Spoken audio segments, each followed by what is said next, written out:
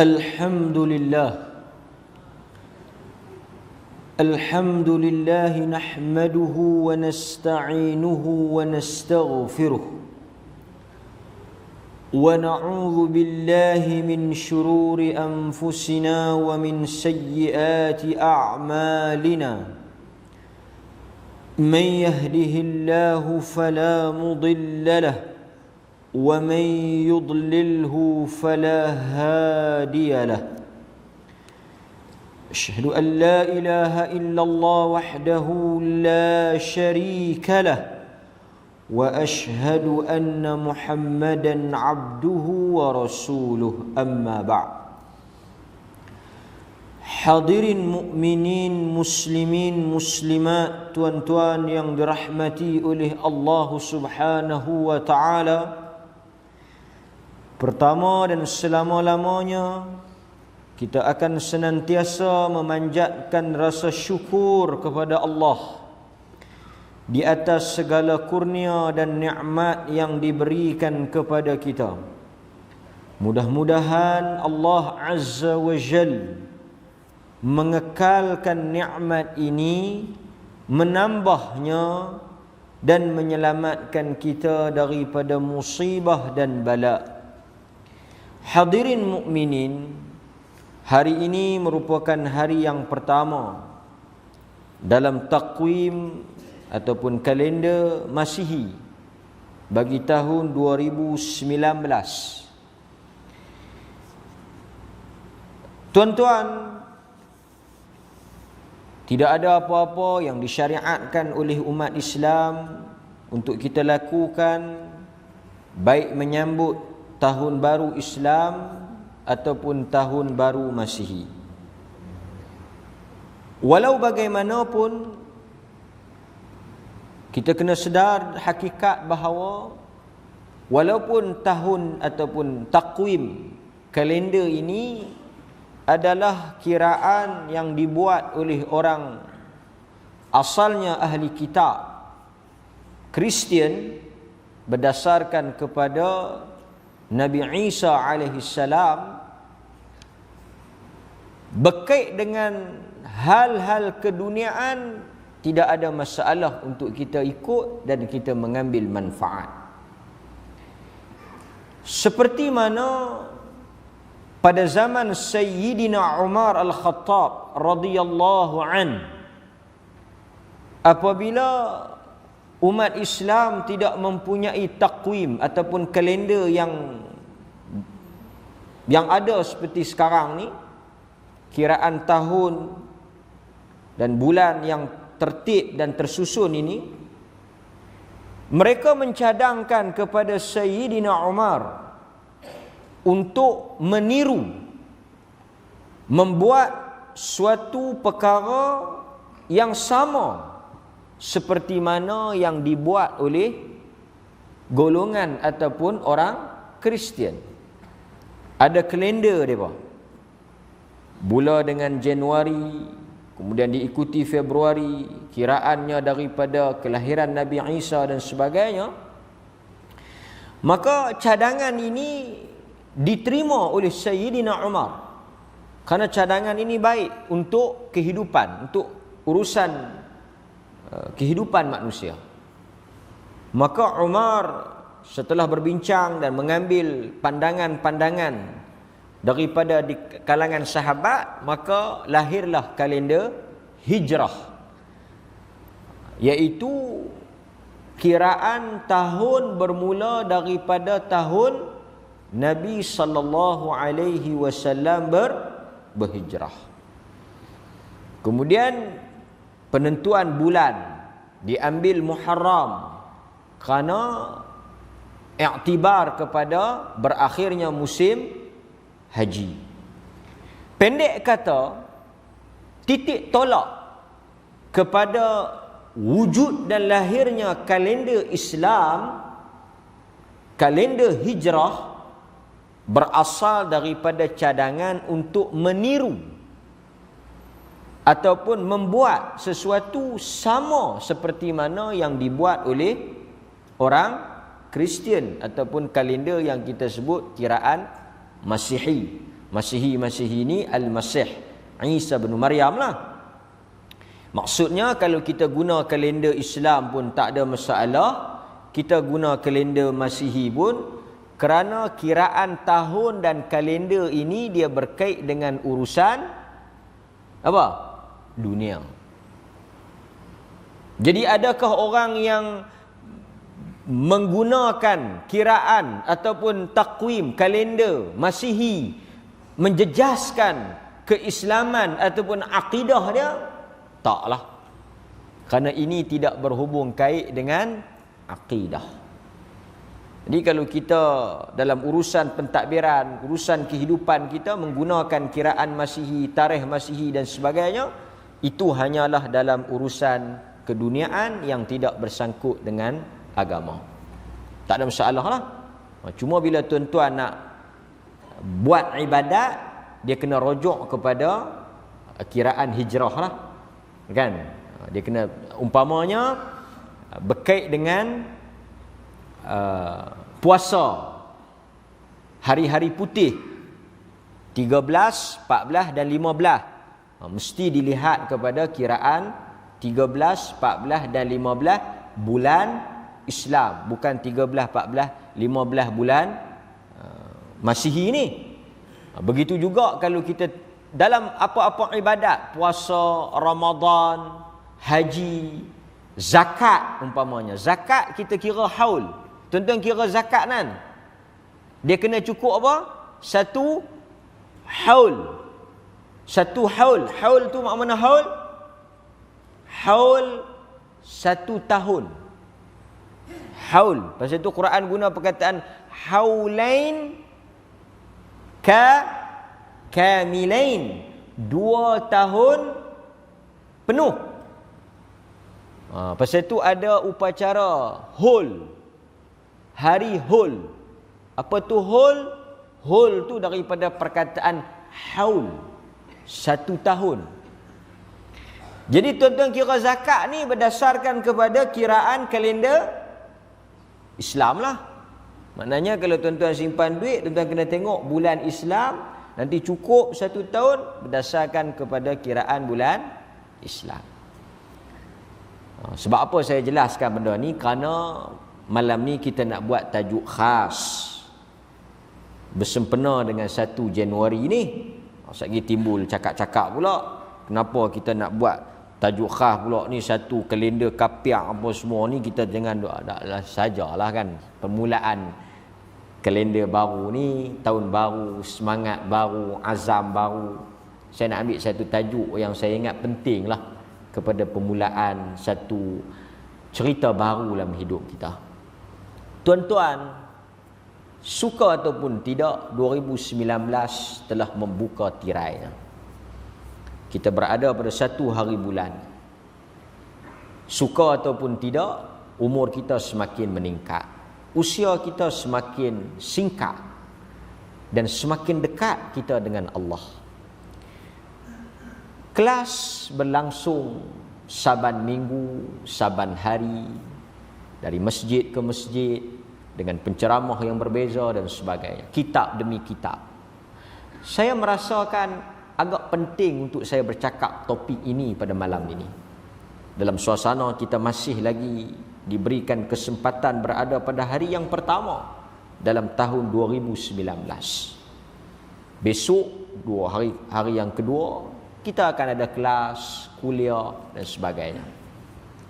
Tuan-tuan, sebahagiannya dah mengaji bertahun-tahun, beratus kitab, beribu guru, beratus ceramah kuliah, baik subuhnya, duhanya, maghribnya, daurahnya, mukhayyamnya, apa lagi, bengkelnya, seminarnya, kan? Tak berhenti sat. Kertas-kertas kerja, kertas-kertas nota, kertas-kertas seminar itu kalau dikumpul mungkin boleh menimpa kita dan mati dengan kertas-kertas itu. Terlalu banyak. Buku silih berganti. Ada yang dibaca sehingga ke halaman yang akhir. Ada juga guru yang mati sebelum kitabnya habis dibaca. Ada juga hanya dibaca muqaddimahnya tetapi tak sempat dihabiskan. Pendek kata, kita sentiasa mengisi masa kita dengan menuntut ilmu. Sangat mulia pekerjaan ini, sangat baik. 2019 juga kita mulakan dengan kelas pengajian. Kita sibuk bertanya, orang sibuk mengira detik jam 12 malam. Kita sibuk bertanya esok ada atau tidak kelas dan kuliah. Demikian semangat kita. Tetapi di sebalik budaya menuntut ilmu itu, saya tertarik untuk berkongsi malam ini satu diskusi, perbincangan yang ingin untuk mengetuk pintu-pintu hati tuan-tuan dan saya, bahawa apabila kita menuntut ilmu, kita mendengar ilmu, kita menghasilkan ilmu, kita meraih ilmu, di sana ada tuntutan yang sangat berat, iaitu menyampaikan ilmu. Dan malam ini kita nak bincang, kita bimbang dan kita rasa suatu benda yang sangat ghalat, yang sangat mengecewakan kita apabila ilmu yang kita belajar itu tidak merubah diri dan keluarga kita. Ilmu yang kita dengar, yang kita perolehi, yang kita dapat, yang kita mengaji itu tidak memberi kesan, tidak disampaikan, tidak dilakukan perubahan terhadap diri dan keluarga kita. Maka saya pada malam ini, dalam permulaan era baru, dalam permulaan tahun baharu, kerajaan baharu, Malaysia baharu, segala-galanya baharu, marilah kita melakukan satu azam baru untuk kita mengambil apa yang disebut oleh Nabi sallallahu alaihi wasallam, ballighu anni walau ayah. Hadis itu yang saya akan syarah malam ini. Hadis yang diriwayatkan oleh Al-Imam Al-Bukhari daripada Abdullah ibn Amr ibn Al-As radhiyallahu anhu. Hadis ballighu anni walau ayah. Tuan-tuan, bukan ayah, ayat. Tuan-tuan dah tak peringkat ayah dah. Ayah ni satu. Tuan-tuan ni peringkat apa? Ayat. Ayat-ayat. Dah beratus ayat dah dengar. Beribu ayat saya ingat. Berpuluh ratus hadis. Ingat dengan tak ingat ni. Tuan-tuan, kita selalu dengar hadis ni. Hadis Nabi pesan. Nabi sebut, ballighu anni, sampaikan daripada aku. Maksudnya apa? Agama. Apa yang Nabi bawa, apa yang dibebankan ke atas Nabi, apa yang Nabi tanggung, risalah dakwah Nabi itu apa? Islam. Jadi Nabi kata, satu pesanan kepada kita, satu wasiat kepada kita, satu perintah. Pasal apa kita sebut perintah? Kerana dia menggunakan kata kerja perintah. Menyampaikan risalah, membawa dakwah, mengajak manusia kepada agama adalah perintah. Dan kita akan rincikan, tuan-tuan, di peringkat mana. Dan 2019 kita mula nak menggerakkan satu momentum, bukan sekadar menjadikan kuliah-kuliah maghrib ataupun apa-apa kuliah sekadar rutin. Semata-mata kita mari dengar, lepas tu habis kelas kita pun balik, esok kita mai balik, sampailah bila kata latifah, kata rohani dan kata hasnah sampai Abang Jamil mati. Di samping ilmu yang kita perolehi itu tidak mengubah anak isteri kita. Sehingga bila kita tengok orang mengaji, keluarga dia dengan keluarga orang tak mengaji, tak ada beza. Orang main mengaji pun keluarga dia tak ketahuan hala aurat, tak ketahuan hala semayang, tak ketahuan hala pala ekor. Orang tak mengaji pun lebih kurang macam tu. Kita pun tak tahu mengaji ni tang mana.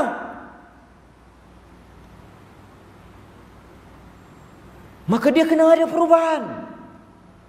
Sebab Nabi bukan semata-mata mengajar sahabat untuk alim, untuk berilmu, untuk menunjukkan jagohnya mereka itu. Bukan nak habaq kata hebatnya ilmu itu.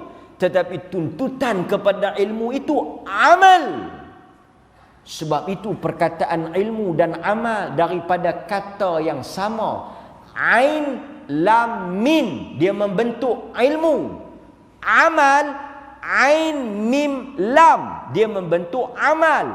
Perkataan yang sama. Begitu kuatnya ikatan antara ilmu dan amal. Maka sebab itu tuan-tuan, kita sudah tak boleh duduk dalam budaya lama. Kita dah tak boleh jadi orang yang dulu mengaji tanpa ada kesan, mengaji tanpa disampaikan apa yang kita dengar. Sesuatu mesti dibuat. Kita mesti ada satu lantunan, satu gerakan, momentum. Kita mari mengaji, balighu anni walau ayah, dengan kita meletakkan beban dakwah itu di atas bahu kita. Kita tak mau dia jadi satu apa? Satu kitaran ganas. Mari dengar, balik. Mari dengar, balik. Mari dengar, balik. No. Mesti ada perubahan. Sebab itu Nabi SAW sebut, sampaikan daripada aku satu ayat. Dan setiap daripada kita, saya dan tuan-tuan, kena menyedari hakikat bahawa menyampaikan dakwah, menyampaikan risalah, menceritakan tentang agama adalah benda yang wajib. Benda yang wajib. Benda wajib. Sebab itu Nabi menyebut dalam hadis, man ra'a minkum munkara. Sesiapa yang melihat sesuatu yang salah, sesuatu yang mungkar, sesuatu yang tidak benar, tidak betul, maka menjadi kewajipan ke atas dia, kewajipan. Falyughayyir, hendaklah dia mengubah. Itu adalah tuntutan dakwah. Sebab itu tuan-tuan tak boleh bagi alasan. Tak boleh alasan, tak boleh diterima. Ini tanggungjawab imam, ini tanggungjawab ustaz, ini tanggungjawab mufti, ini tanggungjawab muslim. Dan kalau tuan-tuan katakan ini tanggungjawab pihak-pihak tertentu, ini tanggungjawab orang ramai, orang lain lah, kita kena soal, yang kita main mengaji ni untuk apa? Yang kita mari dengar ni untuk apa? Soalan yang mesti kita tanya. Ni tahun baru ni, hari pertama ni, kita kena tanya, kita main mengaji ni untuk apa? Kita mari mengaji ni nombor satu untuk diri kita. Tuan-tuan mari dengar malam ni, malam esok, malam lusa. Mari dengar dengan saya, mari dengar dengan orang lain. Tak kira siapa pun. Pergi dengar dengan mufti. Soalannya untuk apa? Bukan saya nak mempertikaikan niat tuan-tuan. Tapi kita kena tanya, apa yang kita nak capai? Jawapannya mudah. Saya tahu tuan-tuan bersetuju. Dan itulah tujuan tuan-tuan. Untuk memperbaiki diri kita. Aslih nafsak. Nombor satu, kita perbetul diri kita. Tapi kita tak boleh sekadar untuk saya main mengaji ni beda saya main mengaji ni untuk saya. Tak boleh. Tak boleh. Tak cukup. Jawapan itu tak cukup. Jawapan itu tak betul, tak tepat. Kalau sekadar saya main ni untuk diri saya nak perbetul diri, tak betul, tak boleh. Sebab kita ada arahan yang kedua dalam surah At-Tahrim ayat ke-6, surah nombor 66. Quran sebut untuk kita. Sebab itu saya kata paling kurang ada dua entiti ataupun dua pihak yang kita bertanggungjawab. Quran guna apa? Ya ayyuhalladzina amanu qu anfusakum. Nombor satu. Pasal itu tuan-tuan, kita tak nafikan dalam kesesatan arqam, dalam kesesatan ajaran al-qam, mereka berjaya mendidik keluarga dan anak isteri mereka. Tang tu kita tak boleh nafikan. Mungkin dari sudut akidah mereka problem, mungkin dari sudut iman, dari sudut perkara-perkara yang besar mereka gagal, mereka rosak, mereka terseleweng, menyimpang. Tapi dari sudut yang lain mereka berjaya. Quran kata ku anfusakum wa ahlikum nara. Jagalah diri kamu dan ahli keluarga kamu. Ini perintah. Maksudnya ilmu yang tuan-tuan datang belajar, yang tuan-tuan datang mengaji, wa imma dengan siapa pun, ala kulli hal, di atas apa pun perkara tersebut, maka yang pertama tuan-tuan bertanggungjawab untuk mengamalkan dalam diri tuan-tuan, mengislah diri tuan-tuan, dan yang kedua mesti sampaikan kepada keluarga, anak, isteri. Mesti sampaikan. Sebab itu saya tak petikai. Sebahagian orang mungkin dia tak bawa isteri dia. Okey, tak ada masalah. Yang bawa, dia dah lepas daripada tanggungjawab dia. Yang tak bawa dan sebagainya, itu bukan isu. Tetapi dakwah itu mesti sampai kepada anak isteri.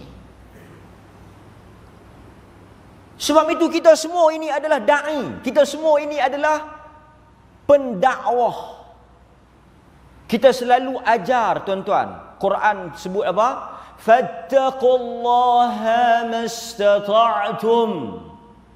Bertakwalah kamu kepada Allah sekadar yang kamu mampu.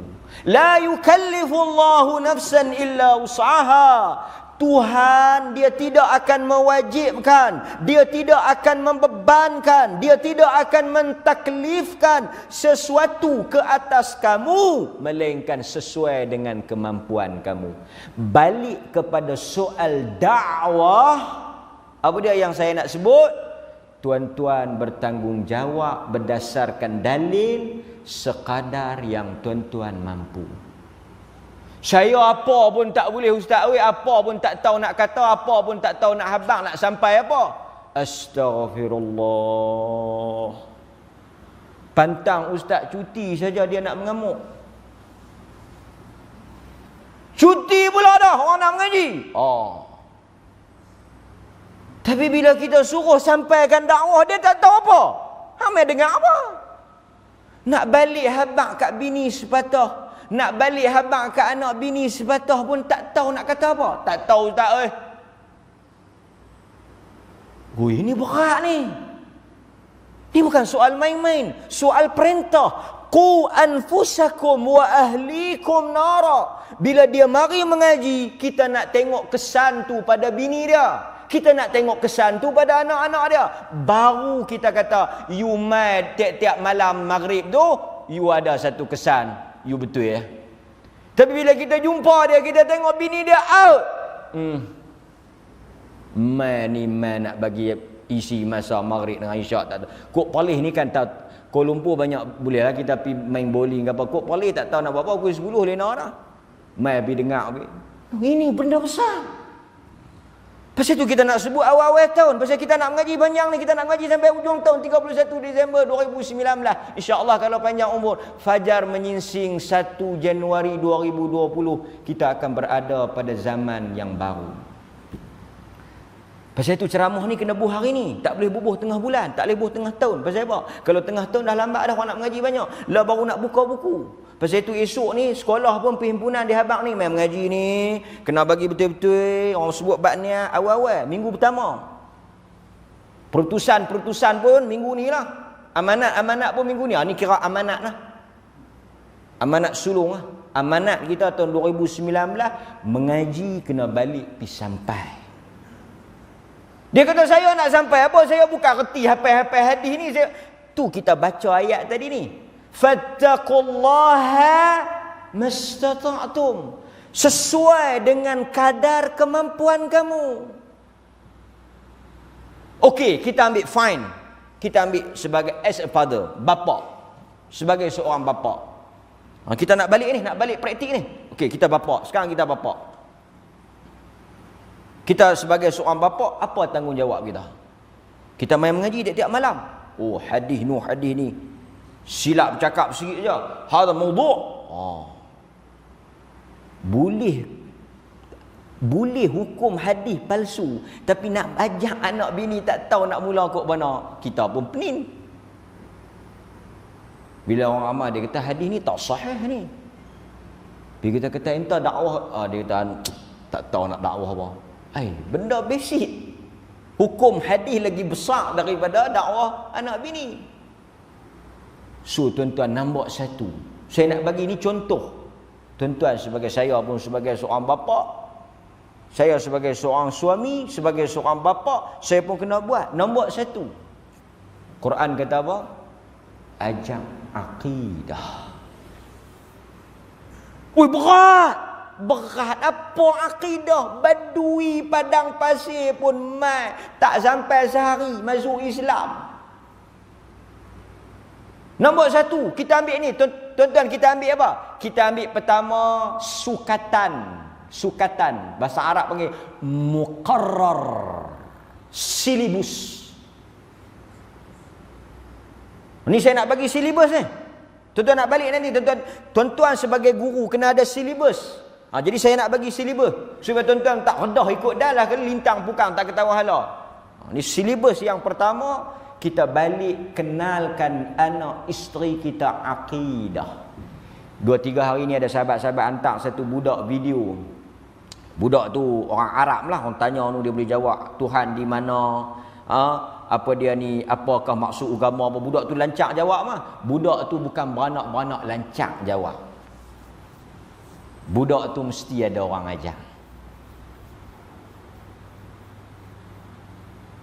Pertama, tuan-tuan kena balik ajak akidah. Panggil nak tuan-tuan mai. Soalan-soalan akidah tentang rukun Islam. Tuan-tuan tak tahu rukun Islam? Suruh beriman kepada Allah. Nak sebut ni kena beriman kepada Allah, jangan takut. Kena beriman kepada Allah. Sebut sikit tentang kekuasaan Allah. Pasal Luqman dia panggil ya bunai. Luqman nombor satu, dia ajak anak dia. Nombor satu, silibus pertama, pengajian yang pertama, pelajaran yang pertama, ya bunai la tusyrik billah inna syirka la zulmun azim. Tiru sebiji-sebiji. So bila anak kita balik mai ataupun duduk dengan kita perclear akidah. Tuan-tuan, akidah payah dah. Akidah benda paling senang. Beriman kepada Allah, apa-apa pun rezeki. Jangan ajak syirik, jangan ajak percaya tangkal mangkal, jangan ajak percaya benda khurafat. Kan, bila dia nak periksa, bagi tahu dekat dia, suruh usaha, lepas tu semayang, doa, minta dekat Tuhan, cerita tentang doa. Payah kan nak cerita tentang doa? Habaq lah. Bukan suruh ceramah doa, bukan suruh ceramah tajuk doa dak, suruh habaq. Kau nak periksa, doa kat Tuhan, usaha bagi elok-elok, doa sungguh-sungguh, mangkit semayang 2 rakaat. Tuan-tuan tak boleh habaq kalau gitu. Tak tabik ustaz mengkelan. Nak panggil anak mai duduk, nak periksa anak esok nak pergi mengaji, doa. Sebelum masuk dalam kelas, doa bismillah. Doa apa ayah? Bismillah. Bismillah, dengar elok-elok, niat bagi betul. Ini dakwah. Kita hebat. Kasut hitam 2 pasang, keseluar tracksuit siap, seluar ni, baju ni, stokin ni, kemah, preparation lengkap macam nak pergi perang. So, A punya. Hak tu lagi payah daripada nak ajak hak ni. Ajak dia tauhid. Nabi dukung Ibnu Abbas. Ibnu Abbas kata aku dukung. Dukung sak mana tuan-tuan? Tuan-tuan cuba bayang tengok, Ibnu Abbas kata aku dukung belakang Nabi, aku naik kokka. Nabi dukung aku dalam hadis Tirmizi. Maksudnya ni silibus Nabi. Dukung belakang. Nabi kata ya ghulam, budak. Ajak, bukan payah. Ajak benda ni ke anak-anak. Apa dia? Nabi ajak dekat Ibnu Abbas. Ibnu Abbas kata masa Nabi duk ajak aku tu, aku duk ada atas belakang dia. Takkan 18 tahun kita duk kokor atas belakang lagi. Abah kita. Besar mana tuan-tuan dukung? Saya tak tahulah 5-6 tahun kita dukung, 7 tahun pun kita tak dukung dah. Slip apa tu? Slip disk. Patah hak pelekat ah. 5 tahun, 6 tahun. 5 tahun, 6 tahun. Saya ada anak 6 tahun. Saya ada anak 6 tahun. Reti, faham. Memang reti bahasa, reti. Memang reti. Maknanya benda-benda yang Nabi ajak tu sesuai dengan akal dia. Nabi ajak apa? Ya ghulam, ihfazillah yahfazka. Wahai budak, jaga Allah, Allah akan jaga engkau. Simple. Panggil anak kita, cakap dengan dia. Jaga Allah, Allah akan jaga kakak. 15 tahun kita mengaji, 20 tahun kita mengaji, sepatah kita tak pernah cakap lagu tu. Satu bala, satu bencana, satu musibah. Lepas tu dia kata apa lagi? Dia abang kat Ibnu Abbas ni, kita pun ajak. Dia kata apa? Fas'alillah wa idh ista'anta fasta'in billah wa idza sa'alta fas'alillah. Bukanlah baca Arab ni. Baca Arab ni sampai ketua tak boleh. Bukan baca Arab ni, nak habaqnya habaq ni. Dia kata kat Ibnu Abbas, wahai budak, kalau hang nak minta apa-apa, hang minta kat Allah. Simple, ayat mudah. Kita pun habaq kat cucu kita, kalau nak apa-apa minta dengan Allah. Kalau ada masalah apa, doa dekat Allah. Ibnu Abbas kata hak tu ya. Lepas tu dia habaq lagi. Dia kata kalau siapa-siapa nak buat tak ketahuan kat hang, tak jadi ya benda tu, melainkan Tuhan dah tentu nak jadi. Tak boleh faham kau umur 6 tahun. Tak boleh faham kau umur 7 tahun. Itu yang kita nak abang, itu je. Bukan suruh bahas Allah itu wujud. Wujudnya tidak seperti kita. Oh, dok pergi bahas lagu tu, dia pun pening. Bukan kata dia dengan kita pun pening.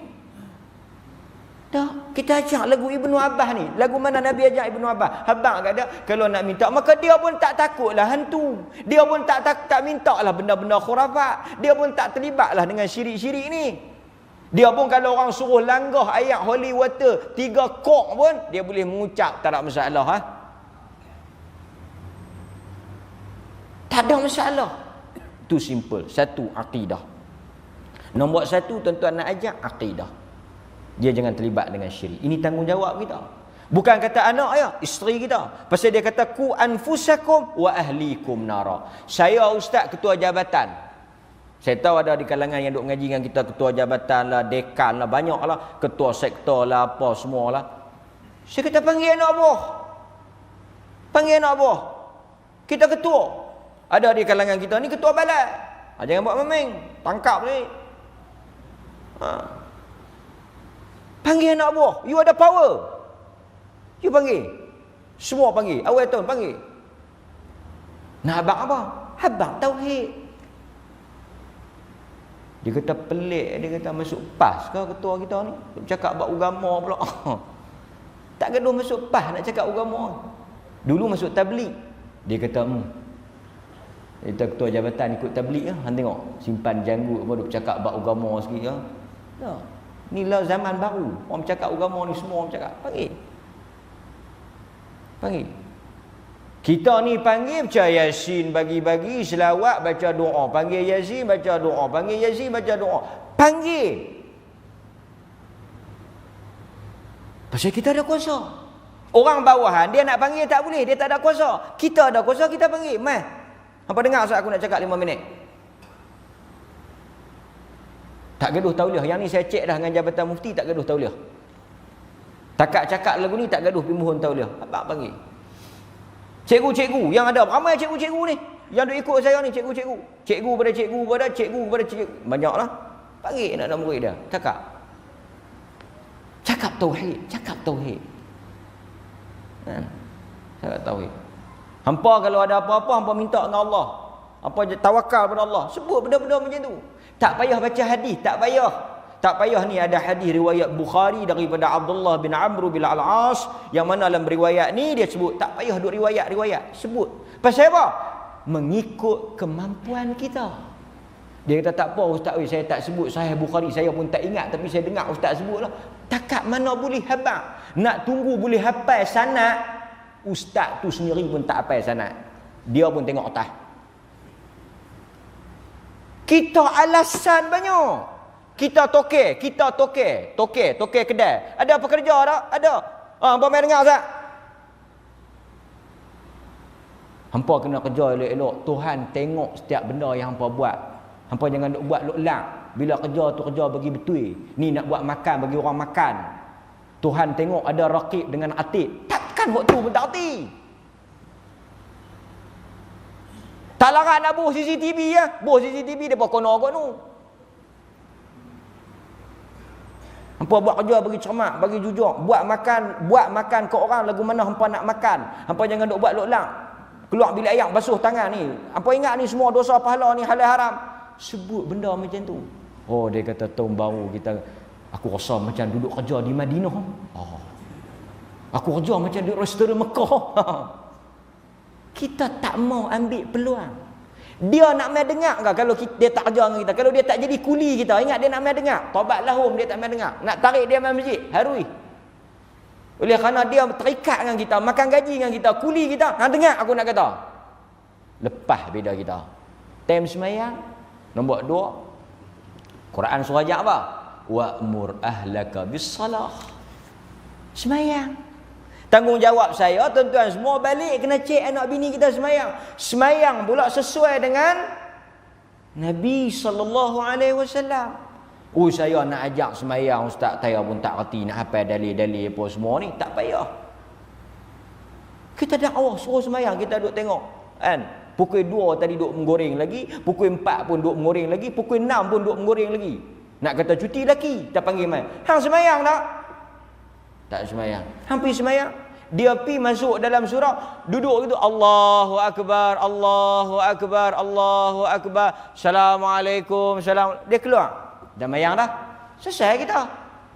Tapi kita kena suruh. Kita jangan bagi rangsangan pula.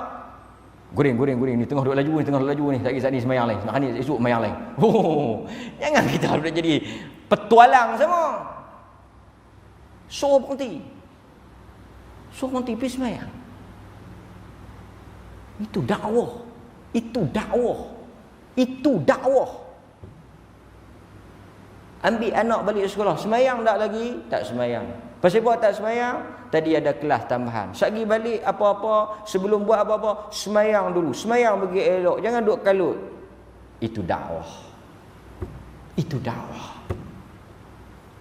Tak payah duk baca sesungguhnya orang yang lalai ni fawailul lil musallin, mengikut tafsiran Ibnu Abbas. Wailun ini satu jurang, nanah dalam tu hang kena masuk. Tak perlu. Abang dia suruh semayang, balik lagi ajak dia pergi semayang. Berhenti masjid mana-mana, abang tak semayang lagi, turun pergi semayang. Abah tunggu dalam kereta. Itu dakwah. Sangat mudah.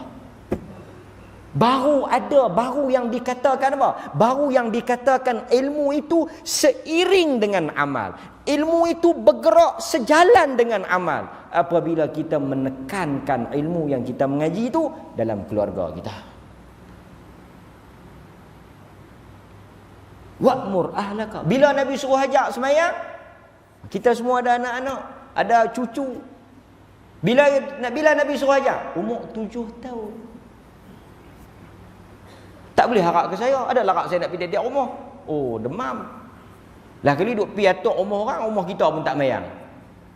Jadi tuan-tuan kena balik. Anak ada 7 tahun. Dia kata, ustaz 17 ada anak saya. Awak yang ustaz ceramah lambat sangat. Tak apalah.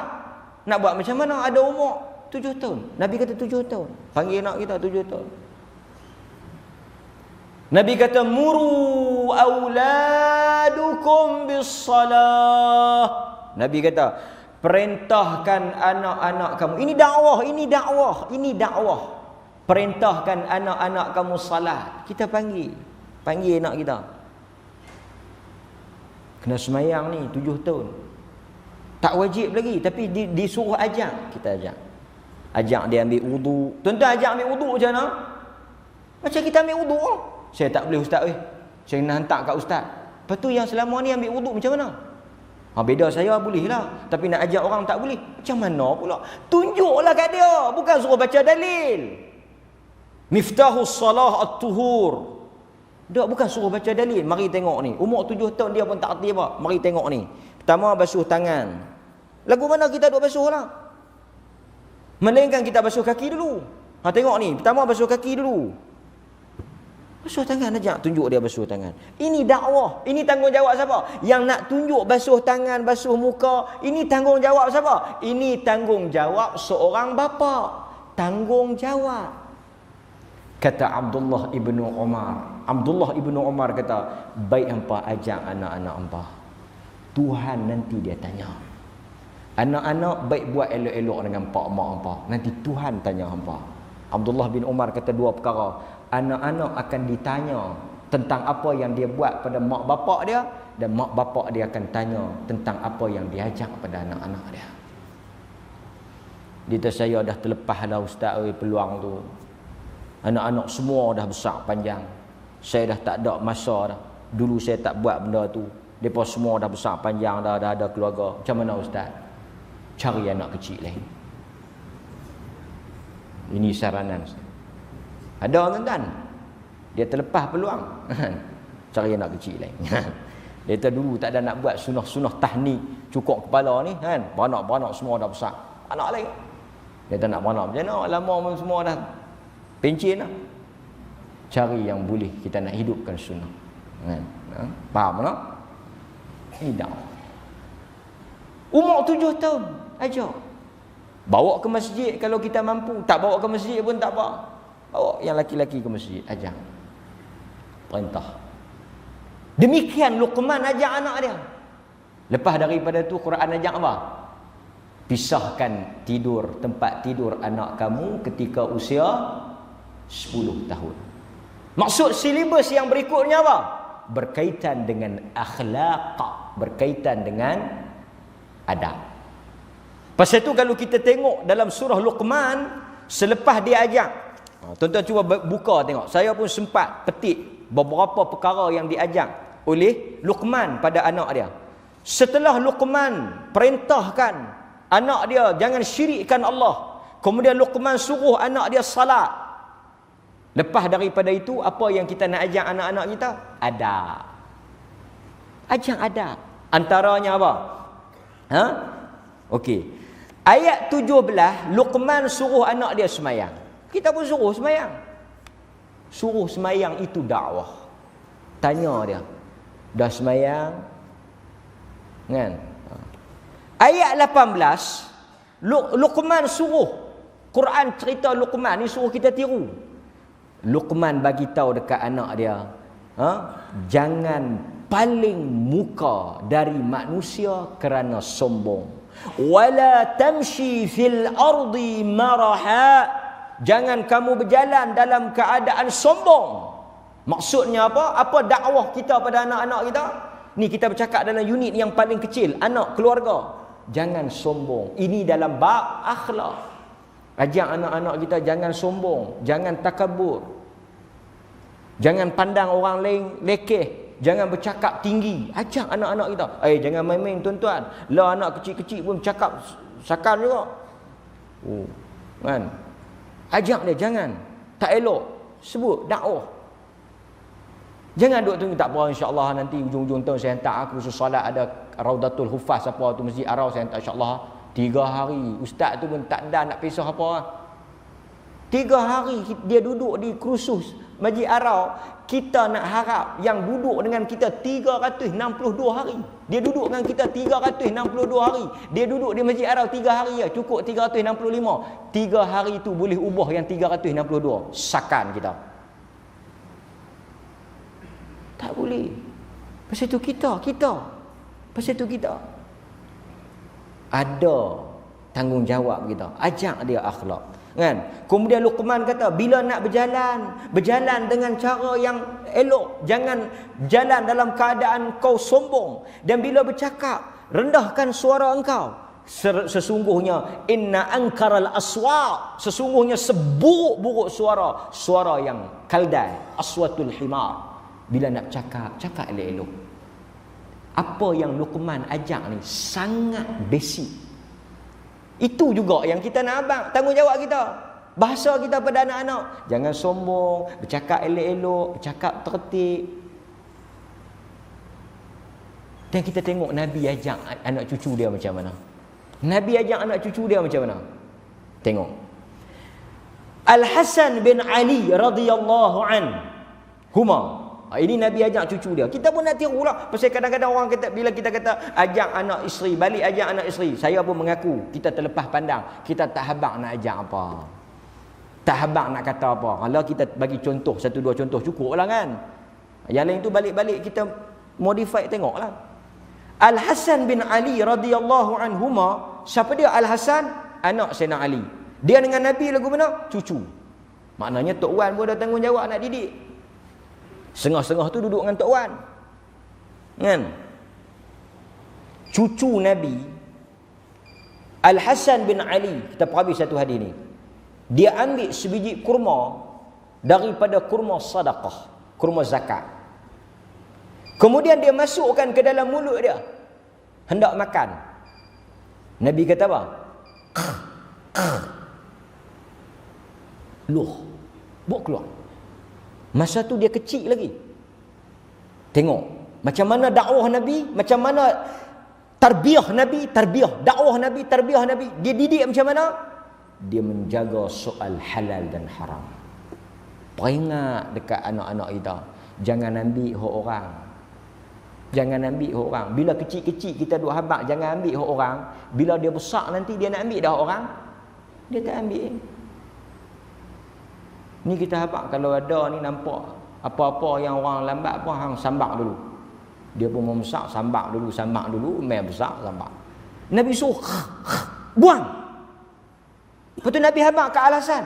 Ingat, keturunan kita tak boleh makan harta zakat.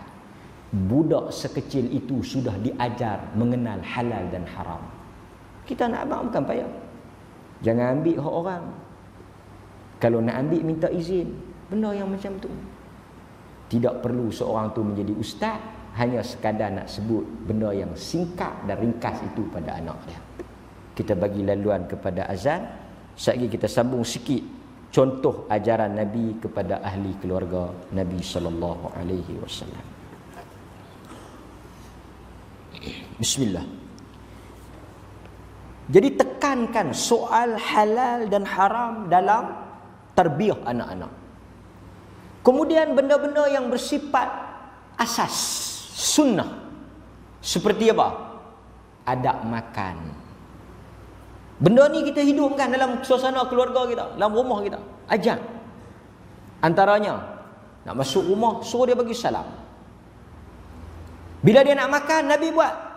Seperti mana yang disebut dalam hadis Umar bin Abi Salamah, anak tiri Nabi. Umar ni dia bukan anak kandung, anak tiri. Dia kata dia makan dengan Nabi sallallahu alaihi wasallam.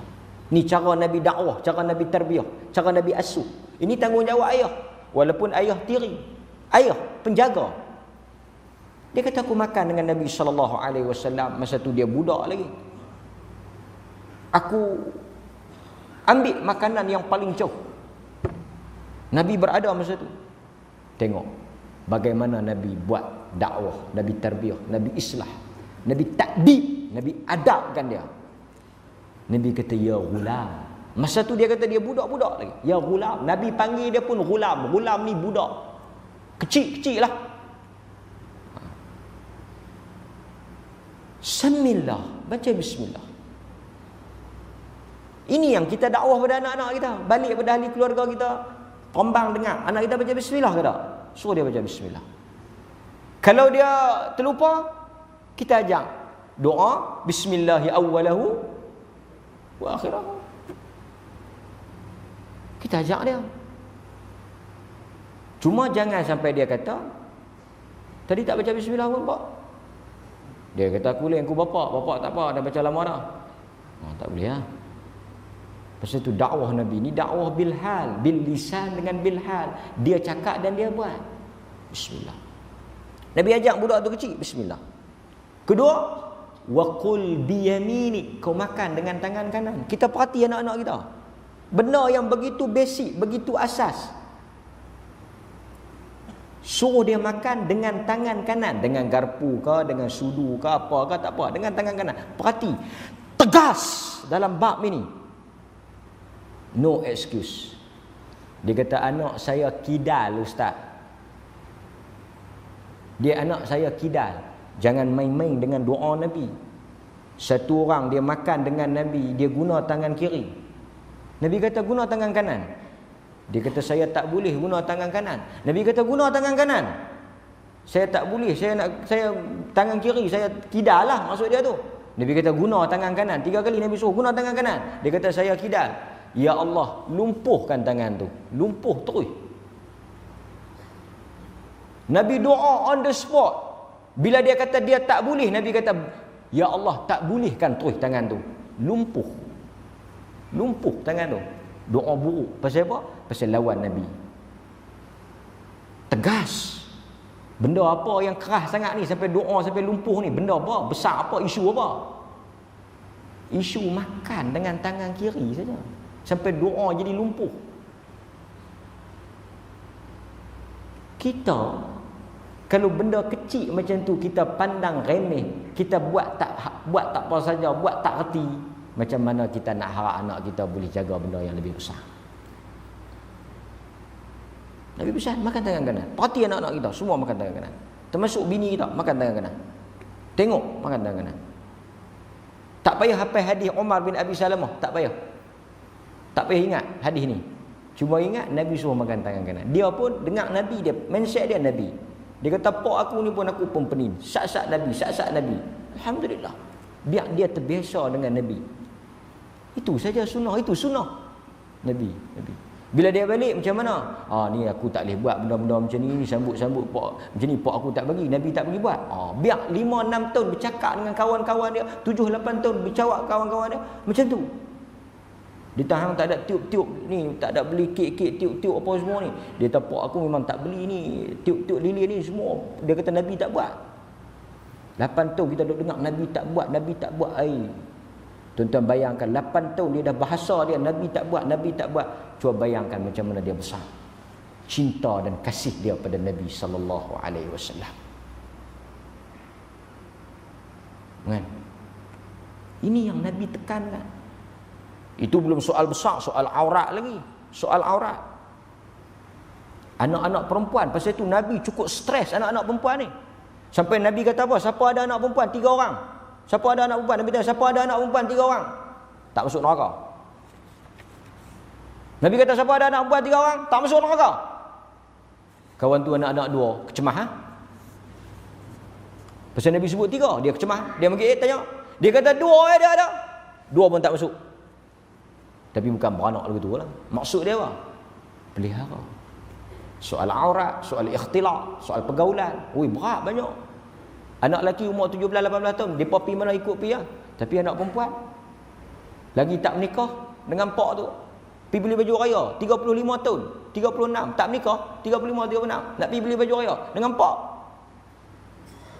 Ikutlah pak tu. Pasal dia perempuan. Selagi mana kita tak nikahkan, kita tak serahkan, dia berada di bawah tanggungan kita. Berat anak perempuan ni. Anak lelaki jadi soal jaga, soal pergaulan, soal apa semua, dia sangat berbeza. Lepas itu ada anak perempuan ni kelebihan yang sangat besar sampai Nabi kata dia tak masuk neraka. Kan? Tapi kena didik, kena asuh. Kemudian kita tengok juga dalam hadis-hadis yang lain Nabi SAW ajak anak-anak dia bawa mari ke masjid, salat bersama dengan dia. Ini yang dimaksudkan dengan mendidik diri kita dan keluarga kita. Dan yang akhirnya saya sebut pada tuan-tuan, kita tak nafikan dalam kita bawa dakwah ni akan ada cabarannya. Watawasau bil haq watawasau bis sabr. Apabila kamu bercakap benda yang benar, apabila kamu menyampaikan benda yang benar, Quran sebut peringkat yang kedua, kamu kena sabar. Quran kata illal ladzina amanu wa amilus salihat. Tengok dia punya susunan surah Al-As tu. Al-Imam Syafi'i kata kalau tak turun surah selain daripada Al-As, Quran cukup dah. Besarnya Al-As tu. Illal ladzina amanu wa amilus salihat. Pertama kita kena beriman, kemudian kita beramal. Sebelum beriman, sebelum beramal kena ada ilmu. Dia punya tertib dia. Sebelum beriman, sebelum beramal, kita kena ada ilmu. Maknanya first ilmu, kemudian kita beriman, kemudian kita beramal for ourselves, diri kita sendiri. Ibda bi nafsik, mula dengan diri kamu. Lepas tu watawasau. Apa dia tu watawasau? Wasiat, yakni dakwah. Selepas kita beriman, selepas kita tu beramal, kita pergi kepada marhalah yang ketiga, iaitu dakwah. Watawasau bil haq watawasau bis sabr. Dan bila kita dakwah, Quran pesan kamu kena sabar. Ini tuntutan kita sebagai penuntut ilmu. Kalau kata Hasan Al-Basri, kalau kita nak tunggu satu orang itu berilmu, penuh, berilmu lengkap, berilmu hebat, berakhlak hebat, baru dia nak mulakan dakwah, kita tak akan ada orang yang boleh dakwah. Dia kata saya belum habis lagi ustaz, belum penuh ilmu di dada. Ni bukan silat. Nak kena tunggu habis buah lu baru nak boleh buka langkah. Tak gaduh. Mari mengaji, tuan-tuan. Saya bagi contoh, kita mengaji dengan mufti. Kita mengaji dengan mufti kan? Okey, kita ambil contoh. Yang mufti lah senang kan? 40 hadis. 40 hadis. Habis tak habis? Habis. Habis 40 hadis. Habis 40 hadis. Kalau tuan-tuan nak dakwah 40 hadis tu pun tak sangka. Pasal apa? Al-Imam Nawawi dia kumpul 40 hadis tu. 40 hadis apa? Usuluddin. 40 hadis dasar agama. Dalam 40 hadis tu ada akidah, dalam 40 hadis tu ada fiqh, dalam 40 hadis tu ada akhlak. Modal tu pun tak sangka nak dakwah lah. Minggu pertama innamal a'malu binniyat. Berapa lama mufti syarah innamal a'malu binniyat? Katalah 3 minggu. 3 minggu tu jangan bercakap bab lain, bercakap bab niat. Jumpa orang di market innamal a'malu binniyat. Bukanlah syarah lagu mufti syarah, sampai tak kat mana faham. Buku 2019 tukar nota baru dah. Oh, beli buku, pergi kedai buku beli buku nota 2019. Malam ni muka surat yang pertama. Tak tulis apa pun. Pasal apa? Pasal malam ni ustaz duk mengata kat aku saja. Jadi malam ni kertas tu pun bersih elok. Tak ada nak tulis apa. Tak tahu nota apa, tak tahu. Malam ni tidak ada nota. Malam ni sesi muhasabah tahun baru. Tak gunalah kalau habis tengok ni. Ada habis, tulis habis semua ni. Ni hak kelas ustaz saya tulis atas ni, Ustaz Mak Rizal. Mufti pun saya tulis ni atas ni. SS Datuk Mufti. Cuma dia cuti kerap si ujung tahun ni, banyak kelas dia tak ada. Betul Ustaz nu, Usrah. Semua saya tulis ni. Alhamdulillah, alhamdulillah. Balik sampai kan tak? Macam mana kita tahu dia tak sampai kan? Bila dia berjumpa masalah, dia telefon tanya, kita dah habaq dah, bukan kata tulis. Oh, dia kata ada kan, nanti saya balik tengok balik. Tak ada kesan. Tulis untuk ingat, bagus, tulis tu bagus. Balik sampai kan, panggil, baca. Habis sangat pun baca. Pasal tu Nabi pesan pada sahabat masa dalam Hajjatul Wada'. Ni tanggungjawab kita. Ni, Hajjatul Wada' Nabi kata apa? Tuan-tuan ingat tak? Baligh, sampaikan. Sesiapa yang hadir, Nabi sebut kepada sahabat tu, ratusan ribu masa tu di Hajjatul Wada' di padang Arafah tu, ratusan ribu lah. Nabi kata, ni benda yang besar ni. Siapa yang mai, tolong sampaikan pada yang tak mai. Habis Nabi bagi khutbah Hajjatul Wada' tu, Nabi pesan, siapa yang mai, sampaikan kepada yang tak mai. Boleh jadi yang tak mai lebih faham daripada yang mai. Itu perkataan Nabi sebiji dia kata lagu tu. Dia kata yang mai tolong sampaikan pada yang tak mai. Tu tanggungjawab orang yang mai. Sampaikan pada orang yang tak mai. Kita yang mai. Siapa yang tak mai? Takat anak bini kita. Habis sangat jiran kita. Cukup. Lepas tu orang kerja bawah kita. Orang yang di bawah tanggungan kita. Kalau kita ketua, bawah kita. Kalau kita bos, kuli kita. Pasal Nabi habaq, siapa yang mai tolong sampai pada yang tak mai.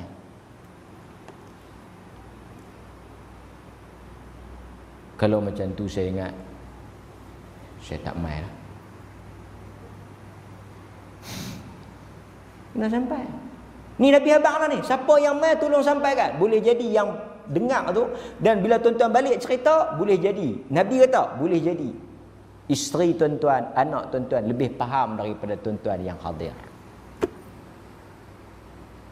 Ini tanggungjawab. Dan Nabi kata, innakum satus'aluna anni, kamu akan ditanya tentang aku. Nabi ni, Nabi. Tuan-tuan, Nabi confirm ahli syurga.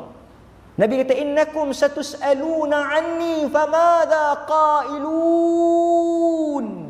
Kamu akan ditanya tentang aku. Siapa yang nak tanya kamu? Tuhan. Dia nak tanya siapa? Dia nak tanya tentang aku. Dia nak tanya apa? Aku ni sampaikan dah. Maksudnya orang yang ada ilmu akan ditanya dia sampai ataupun tidak. Dia sampaikan ataupun tidak. Aku nak tanya lah hampa sebelum Tuhan tanya. Hampa nak kata apa? Famadha qailun? Hampa nak kata apa? Qad ballaghta wa addaita wa nasahta. Mereka pun ramai-ramai jawab, sesungguhnya kami akan jawab di hadapan Allah, ballaghta, engkau telah sampaikan, addaita, engkau telah tunaikan amanah, wa nasahta, engkau telah nasihat kami. Don't worry, kami akan habaq semua dah selesai. Lagu mana? Hak tu pihak kami pula. Maka sebab itu tuan-tuan, saya ingatkan tuan-tuan dan diri saya, sebagaimana Nabi pun tak lepas, Nabi pun akan ditanya, takkanlah kita tak ditanya. Mudah-mudahan ilmu yang kita dapat, tak kiralah daripada siapa pun, daripada saya, daripada hatta, daripada mana-mana orang, ilmu yang sikit ataupun banyak, manfaatnya kita kena sampaikan. Kita kena buat kerja dakwah. Habis korang, habis lekeh, habis kecil, habis dekat, kita dan anak isteri kita. Kemudian sesiapa yang berada di bawah tanggungan kita, yang kita berkuasa. Pasal tu orang yang pergi mengaji agama ni lagi berat. Yang pergi mengaji BA, MA, apa semua tu. Quran kata, falaula nafara min kulli firqatin minhum ta'ifah liyatafaqahu fid din waliyunziru qaumahum idza raja'u ilaihim. Quran kata, falaula nafara min kulli firqatin minhum ta'ifah. Hendaklah ada sebahagian daripada penduduk ataupun kaum kamu, ta'ifah, satu kumpulan. Depa ni pi mana? Tafaqahu fid din. Depa ni pi mengaji agama. Lepas depa pi mengaji agama, tafaqahu fid din wal yunziru qaumahum. Bila depa balik nanti, balik takat mana depa boleh lah. Hak mengaji takat tu lah. Takat mana? Takat mana? Mengikut kadar kemampuan. Diploma, degree ke, master ke, pondok ke, kitab mah habis 2 kitab, balik mengajak 2 kitab tu. Waliyunziru qaumahum idza raja'u ilaihim. Hendaklah mereka balik dan mereka dakwah. Tak boleh balik sengak. Orang lain boleh habis mengaji degree BA engineering ke apa ke, depa balik sengak tak apa. Takkan mereka nak pergi ke tengah-tengah masyarakat, nak pergi dakwah engineering ke, architecture ke apa, tak ada. Tapi orang mengaji agama, bila dia balik, dia tak boleh sengak. Dia tak boleh sengak. Pasal apa? Pasal Quran kata dia tak boleh sengak. Dia kena waliyunziru qaumahum. Dia kena balik, dia kena dakwah. Bukan dia balik cari kerja. Cari kerja tu satu bab. Tapi dia balik tu, dia terus kena buat kerja dakwah. Kita, jangan duk tengok orang pergi mengaji pula. Kita main mengaji ni. Ni kita main mengaji ni. Ni kita keluar daripada kampung kita, kita duduk gua nangka, kita main arah. Lepas tu kita balik tak? Kan tuan-tuan duduk terus ni arah. Balik waliyunziru qaumahum. Kita balik pada anak isteri kita. Tuan-tuan, Bisa dengar tak hadis sallu kama raaitumuni usalli? Bisa dengar tak cerita hadis tu daripada awal sampai ni? Malik bin Huwairith, rawi hadis itu kata, kami ni orang muda duduk dengan Nabi berapa lama tau. Nabi pun tengok kami, dia kata, hampa ni rindu ni, duk teringat nak bini ni, teringat keluarga ni. Pergi balik pergi balik kat kaum keluarga hamba. Tu hadis sallu kama raaitumuni usalli tu hadis Bukhari. Cerita dia depa tu main mengaji dengan Nabi. Duklah berapa lama tak tahu. Nabi duk tengok macam depa ni duk teringat tau, nak balik, duk rindu keluarga. Nabi kata, hampa ni aku tengok duk rindu keluarga ni, pergi balik Tapi sebelum balik tu, hampa ajak. Bila hampa balik kat kaum keluarga hampa ajak depa sallu. Tu yang keluar perkataan sallu tu. Dia ada sababul wurudil hadis. Pasal apa Nabi sebut tu? Pasal Nabi suruh depa balik kat keluarga depa tu buat apa? Ajak depa semayang. Nak ajak semayang lagu mana? Sallu kama raaitumuni usalli. Hampa tengok aku semayang, Nabi suruh depa tengok. Hampa tengok aku semayang, hampa balik pergi ajak kampung hampa. Ini tanggungjawab orang yang keluar menuntut ilmu. Mudah-mudahan tuan-tuan, hari ini 1 hari bulan kita akan lalui banyak lagi kelas-kelas pengajian, rata tempat, banyak lagi program-program ilmu. Tetapi di sana kita kena ingat tuntutan menyampaikan risalah dakwah ini. Kita kena balik mengikut kemampuan dan tahap yang kita boleh. Setakat yang kita mampu. Bahas takat mana kita mampu, cerita takat mana kita boleh. Wassallallahu ala nabiyyina Muhammad wa ala alihi wa sahbihi wasallam. Walhamdulillahi rabbil alamin. Assalamualaikum warahmatullahi wabarakatuh.